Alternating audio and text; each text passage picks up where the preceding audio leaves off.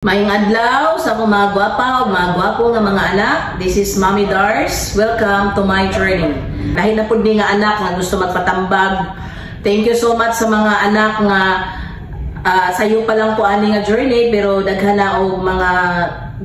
nag-isip nga ilang mga problema makasolbad ko. So, nayang pangutana dire. Mommy Dars, unsay maayong tambag nimo sa mga bana nga palahubog? Agoy, murag naagi ko'y ma-relate anong tanan ba? So, akong tambag, dili lang kay sa bana nga palahubog, kay naman po yung mga asawa nga mga palahubog, no?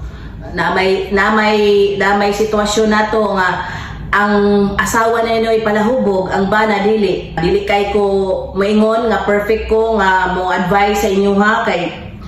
kinsa ra pud ko ani nga kalibutan pero mo man imong gipangutana, makarelate pud ko gamay kay ang akong bana sa unang panahon kay balo mo mga anak alam mo saba basi di siya mo tanaw ani nga video pero palahubog siya sa una siguro siya sa kasimana mo mahubog kaduha katulo niya para sa ako nabaguhan ko kay baguming minyo masakripisyo ba kay sa ako kay grabe ka trabaho suman kung mahubog siya no kanang magsuka na ikaw nga asawa kasi mapahid diha suka di ikaw plus napakay anak nga giatiman kada na lang ginaon nga uli magproblema ko kay usay magbike usay mamuumo na problema gid kaayo na ang akong gibuhat mao ra gid ni anak ako gid siyang ipa-remind sa iyahang kinabuhi nga ang pag-inom kung natay problema imnan kay para masulbad dili ginam kasulbad og problema kay pag mata nimo ang imong problema na ra gyapon so wala solusyon gi-remind na nako siya nga ang atong lawas dapat natong ampingan kay una ang atong lawas mo ni kingdom ni Lord or temple ni Lord kung natay kalisod dali ra to siyang i-invite sa atong mga kaugalingon nga mapagaan ang ato ang mga problema halos kada adlaw ako na siyang ibalik-balik ang imong lawas kung matiguang naka magsikag inom ang result ana sakit so kung masakit ka tapos kuan mo good mga anak 12 years ang among gap so siya ang older so ako na siya nun unsa bay problema kung masakit ka tapos kung maunsa kasimba ko lang mabiyod ako o di maminyo na pugog balik so ana ra siya balik ko na nako na sa iyahang kada adlaw para mabungol siya o